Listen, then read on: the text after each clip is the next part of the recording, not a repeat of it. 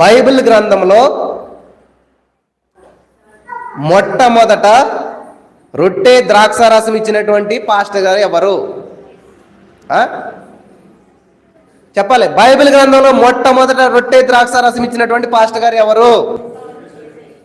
ఎవరండి చెప్పాలి. కొత్త నిబంధనలు కాదు, పాత నిబంధనలోనే ఆది కాండంలోనే ఉంటుంది.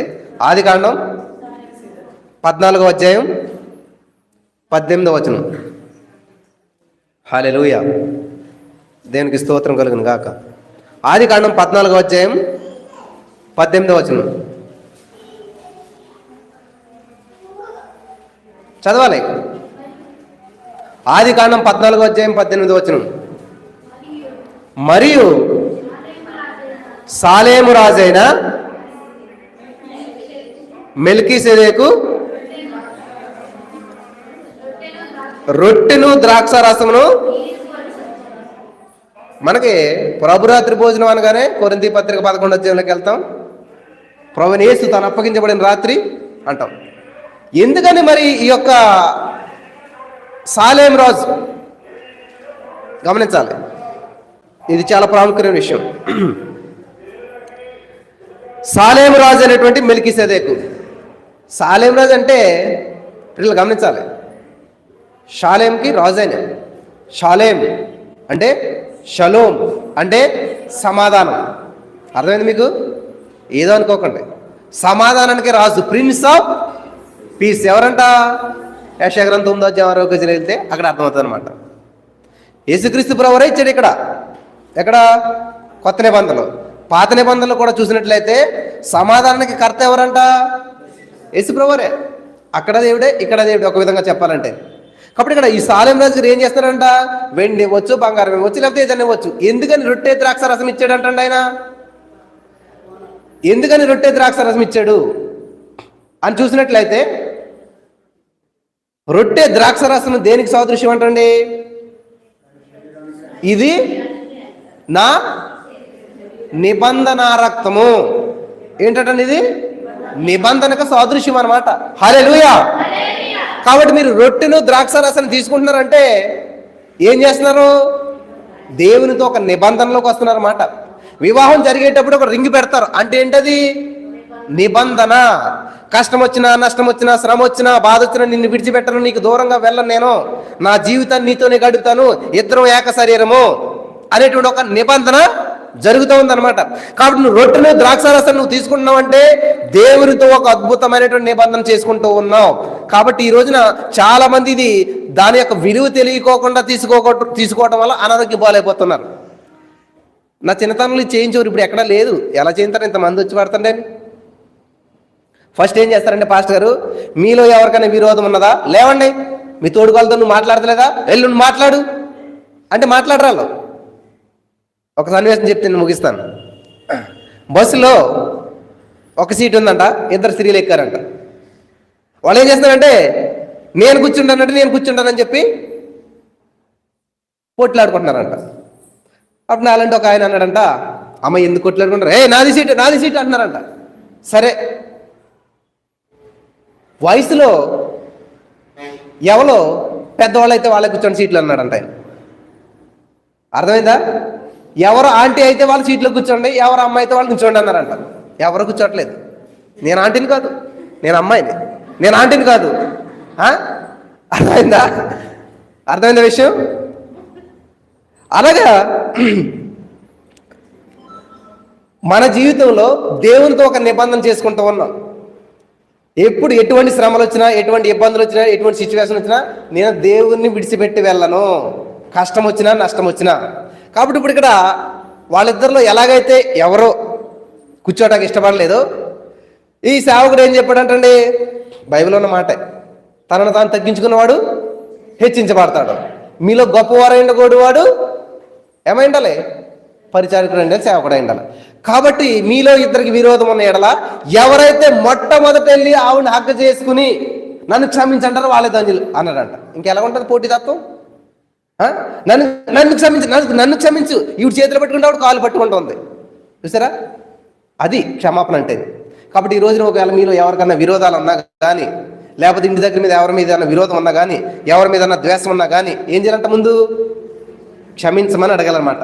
వాళ్ళకి క్షమించడానికి భూమి మీద లేకపోయినట్లయితే ఖచ్చితంగా మోకరించి ప్రభు వాళ్ళ మీద ఉన్నటువంటి చేదును ఏంటంటే ఇది చచ్చిన ఈగల్ని నేను తొలగించేసుకుంటున్నాను, కాబట్టి ఇవి నాలో లేకుండా చేసుకుంటున్నాను అని చెప్పి మనం మోకరించి సిద్ధపడదాం. మోకరించిన అందరూ కూడా. Thank you Jesus. Hallelujah. Last 5 minutes చాలా జాగ్రత్తగా ఉండండి. Hallelujah. Thank you Jesus. Hallelujah. Brother అవి డిస్ట్రిబ్యూట్ చేసి హల్లెలూయా. అందరూ మోకరించి సిద్ధపాటు చేసుకోండి అమ్మా. ప్రభా నిజమే మా జీవితం ఏమనే సత్యనీయులు ఉన్నట్లయితే మమ్మల్ని క్షమించు.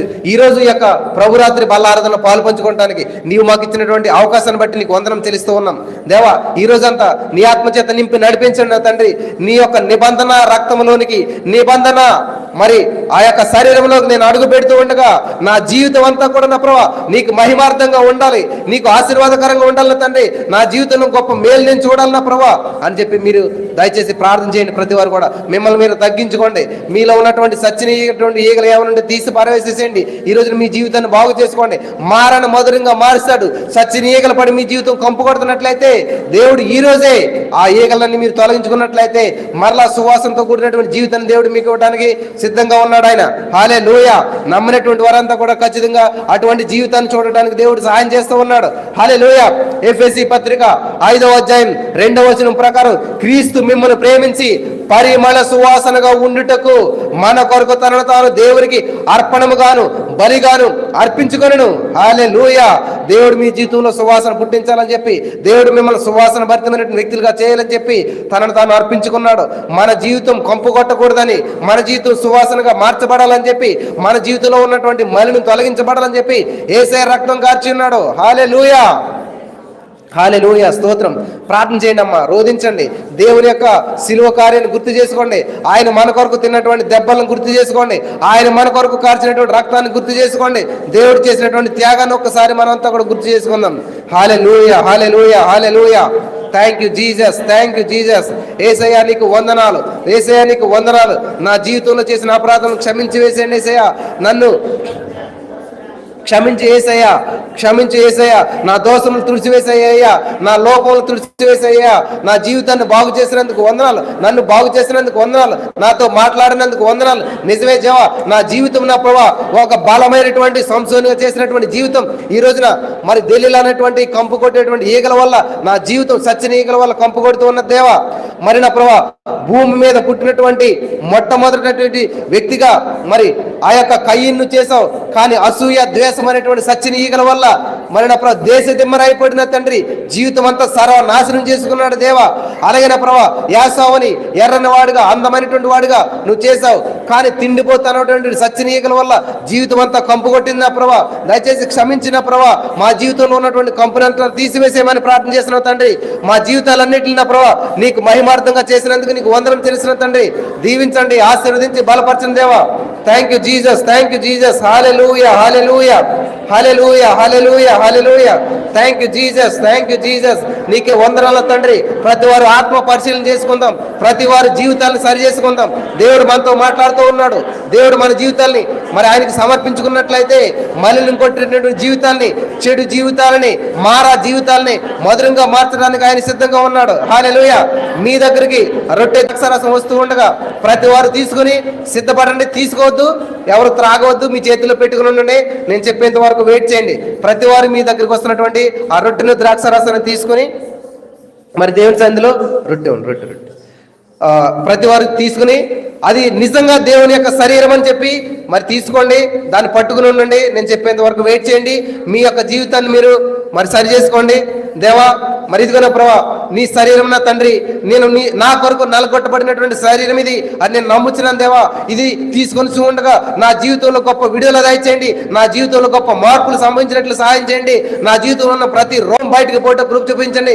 నా జీవితంలో ప్రతి సచ్చినటువంటి ఈగలు బయటకు పోవటం నువ్వు సహాయం చేయండి అని చెప్పి మనం ప్రార్థన చేద్దాం. Hallelujah. Hallelujah. Hallelujah. Hallelujah. Thank you Jesus. Thank you Jesus. Thank you Jesus. Thank you Lord. Thank you Jesus. Thank you Jesus. ప్రతి వారు రొట్టెను మీరు పైకెత్తిబట్టి ప్రార్థన చేద్దాం. ప్రతి వారు మీ చేతిలో ఉన్నట్టు రొట్టెను పైకెత్తిబట్టి ప్రార్థన చేద్దాం. ప్రతి వారు మీ చేతిలో ఉన్న రొట్టెను పైకెత్తిబట్టి ప్రార్థన చేద్దాం. Thank you Jesus, thank you Jesus, thank you Jesus. వందనాలు యేసయ్యా, నీకే వందనాలు యేసయ్యా, నీకే వందనాలు యేసయ్యా. ఇది నీ శరీరం నా తండ్రి, నాకు కొరకై నలగొట్టబడినట్టు నా శరీరం తండ్రి. నేను దీన్ని భుజిస్తూ ఉండగా నాకు అద్భుతమైనటువంటి ఆరోగ్యం దయచేయండి, నా జీవితంలో గొప్ప వెలుగును దయచేయండి. Thank you Jesus, thank you Jesus, thank you Jesus. నా జీవితంలో గొప్ప వెలుగును దయచేయండి దేవా, నా జీవితంలో మంచి ఆరోగ్యం దయచేయండి, డివైన్ హెల్త్ దయచేయండి తండ్రి, అద్భుతమైన ఆరోగ్యం దయచేయండి తండ్రి. దేవానికి వందనాలు తండ్రి, నువ్వు ఇచ్చినందుకు వందనాలు తండ్రి, నన్ను దీవించినందుకు వందనాలు తండ్రి. ఈ శరీరం నేను భుజిస్తూ ఉండగా నాకు సహాయం చేసినందుకు వందనాలు దేవా, నీకే వందనాలు యేసయ్యా. యేసయ్యా నీకే వందనాలు, యేసయ్యా నీకే వందనాలు, యేసయ్యా నీకే వందనాలు తండ్రి, యేసయ్యా నీకే స్తోత్రాలు. హల్లెలూయా, హల్లెలూయా, హల్లెలూయా, హల్లెలూయా. ప్రతి వారికి యొక్క దేవుని శరీరం అందింది కదండి, అందరి పైకి ఎత్తిపోతండి. అపోస్తుల కార్యములు కొరింథీయులకు రాసిన మొదటి పత్రిక 11వ అధ్యాయం 23వ వచనం. నేను మీకు అప్పగించినటువంటి దానిని ప్రభు వల్ల పొందితిని. ప్రభువైన యేసు తాను అప్పగించబడిన రాత్రి ఒక రొట్టెని ఎత్తుకొని కృతజ్ఞతాస్తుతులు చెల్లించి దానిని విరిచి, అందరూ విరవండి, విరిచి ఇది మీ కొరకైన నా శరీరము, నన్ను జ్ఞాపకం చేసుకున్నట్టుకై దీని చేయడని చెప్పెను. ప్రతి వారు కూడా ఆ యొక్క దేవుని శరీరం అని చెప్పి దానిని స్వీకరిద్దాం, అందరూ కూడా భుజిందాం.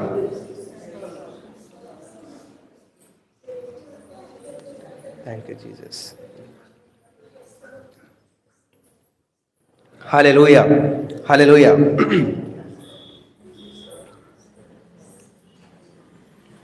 ఆ ప్రకారమే భోజనమైన పిమ్మట ఆయన పాత్రను ఎత్తుకొని, ఈ పాత్ర నా రక్తం వలన అయినటువంటి క్రొత్త నిబంధన, మీరు దీనిలోనిది త్రాగునప్పుడెల్లా నన్ను జ్ఞాపకం చేసుకున్నట్టుకై దీని చేయడని చెప్పెను. స్తోత్రం దేవా. ఇది నీ రక్తం అని వివేచింపక ఎవరైతే తీసుకుంటున్నారో వారు అనేక రోగులు అవుతున్నారు అన్నావు. దయచేసి ప్రతి వారు ఇది నీ రక్తంగా భావించి దీన్ని తీసుకుని చూడగా వారి జీవితంలో అద్భుతాలు చేయమని, వారి జీవితంలో ఉన్న రోగాలు ఇప్పుడే బయటకు పోవును గాక, వారి కుటుంబంలో ఉన్న ప్రతి అప్పులు బయటకు పోవును గాక, వారి కుటుంబంలో ప్రతి అశాంతి బయటకు పోవును గాక, వారి కుటుంబంలో ఉన్న ప్రతి సమస్యలు ఈ రోజే ఇప్పుడే బయటకు పోవును గాక, వారి ఒంట్లో ఉన్న ప్రతి సమస్యను యేసు నామములో బయటకు పోమని ఆజ్ఞాపిస్తున్నాం తండ్రి. ఆమేన్. ప్రతి వారు ఇది యేసు రక్తంగా స్వీకరిద్దాం. ప్రతి వారు స్వీకరించండి.